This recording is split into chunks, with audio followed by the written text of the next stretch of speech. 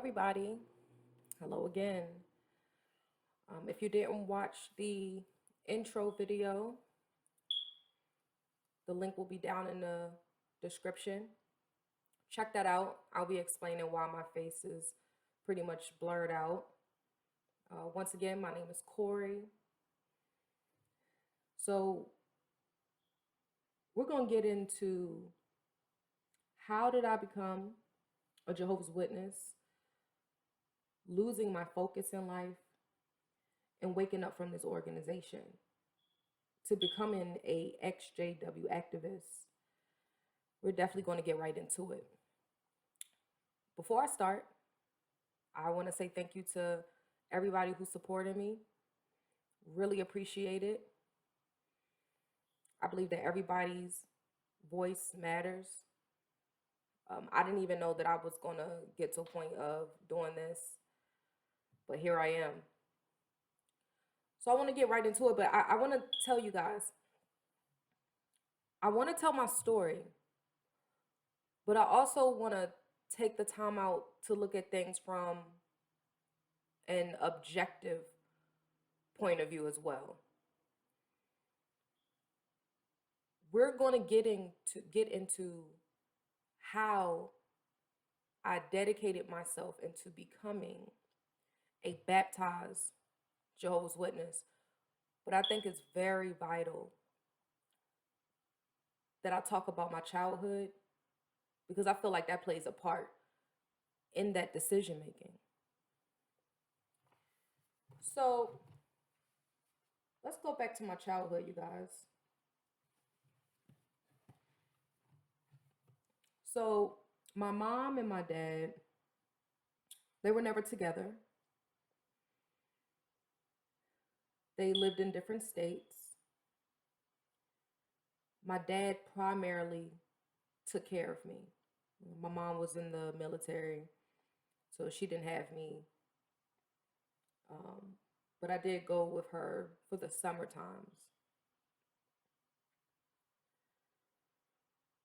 I was very I didn't know if I wanted to share this, but like I said, I really feel like I need to because I feel like it plays a part.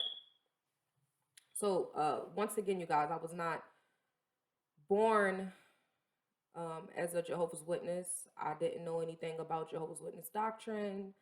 I didn't even know what a Jehovah's Witness was. I didn't know what the Kingdom Hall was. Anything that's in association with Jehovah's Witnesses, I knew nothing about until I was probably 18 going on 19 years old. That's when I started uh, knowing what that was. So, what I'm about to say, things that took place in my childhood, has no connection with the Jehovah's Witness organization. So, first things first, that I want to open up about is that in between the ages of 3 to 10 years old, I was sexually abused from a close relative. And this happened on my mom's side. So, like I told you, I would go see my mom every summer. So, somebody within that same household was sexually abusing me. So, I think it's important to bring out the type of things that could come from being sexually abused as a child. We really need to bring awareness to this. So I'm going to name a list of things that could come from that: shock, fear, anxiety and nervousness, guilt, PTSD, which is post traumatic stress disorder, denial, confusion, withdrawal, isolation, grief, low self esteem.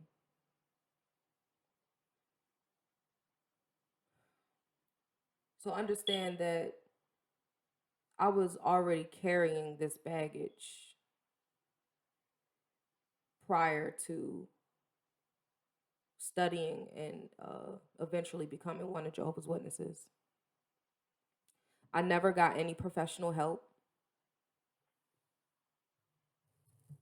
These were things that I was just carrying around with me. And I dealt with every single one of these things. I'm going to say, especially for me, anxiety. Even to this very day, I deal with anxiety. Another thing that I dealt with in my childhood, so how I consider my childhood is that I lived the best of both worlds. When I was with my dad, literally went to good schools, got treated like a princess. I really didn't want for anything. My dad and my stepmom and my grandmother who lived with us, my dad's mom, did excellent. They were a good team. They all worked as a team and they took really good care of me and my brother. But then this one time out the year, the summertime, uh, when I went to go spend time with my mom, and I also had siblings, other siblings. Not only was I being sexually abused by a close relative, but I also was dealing with neglect. I was the type of child where, as much as I loved my dad and my stepmom and my grandmother,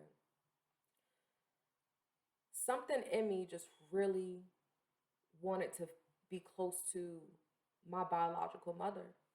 You know, I would see daughters with their moms, and I knew I wanted that. I desired that. But unfortunately, I didn't get that from my mom. You know, to this day, I don't really understand why, but it affected me tremendously. You know, I often felt lonely. I was thinking that some way, somehow, you know, it was my fault that she didn't really want to spend personal time with me. I thought something was wrong with me, you guys.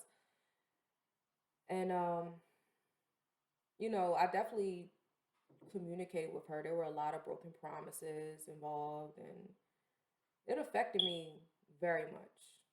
Definitely had an emotional void. So as I got a little bit older,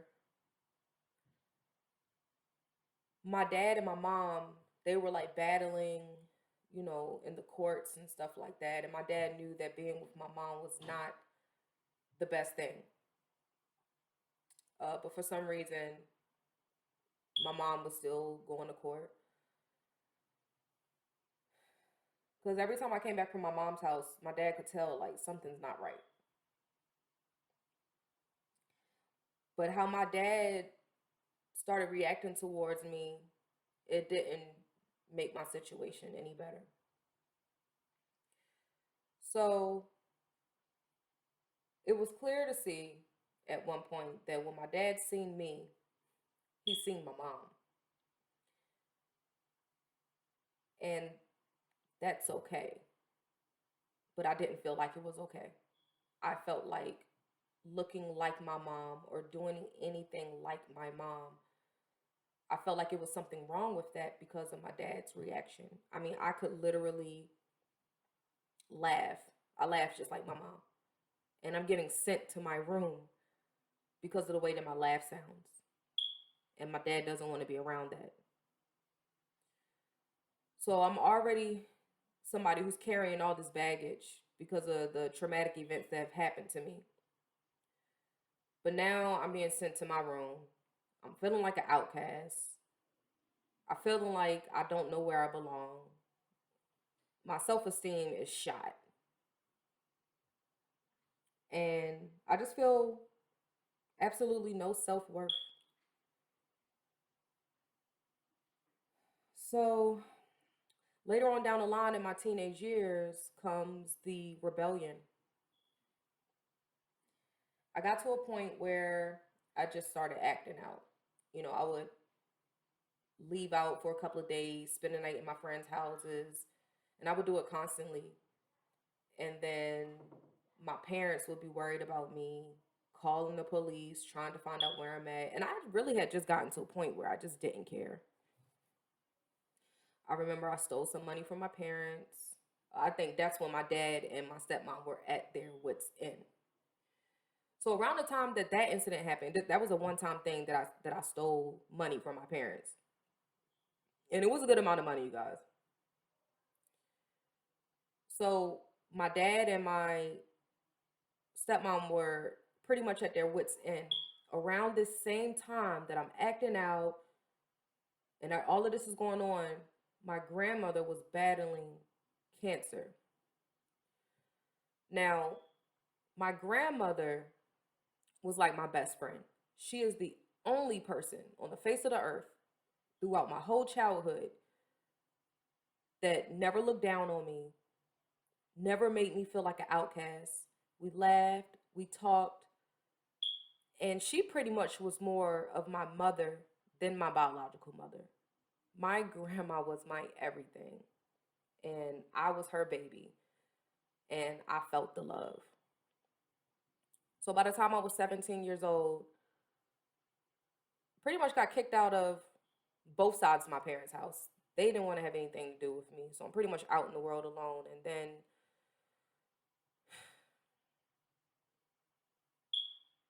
so it's so much. I don't want to get into every detail, you guys, but let's just put it this way.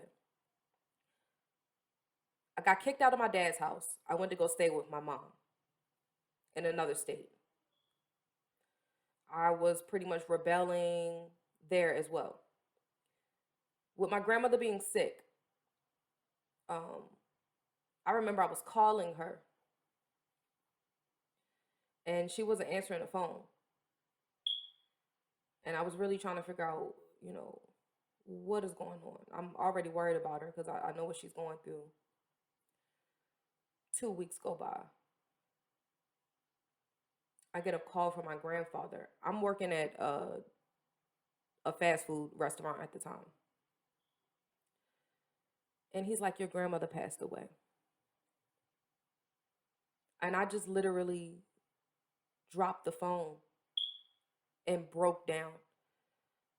I don't know if there was a scream involved or how any of my coworkers found out, but I know I had a couple of coworkers run in the bathroom, and they sat me down out in the eating area, and told me the manager told me I could go home, and I was distraught.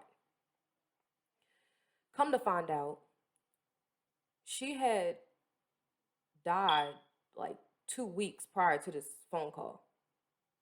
So I never got a chance to go to the funeral.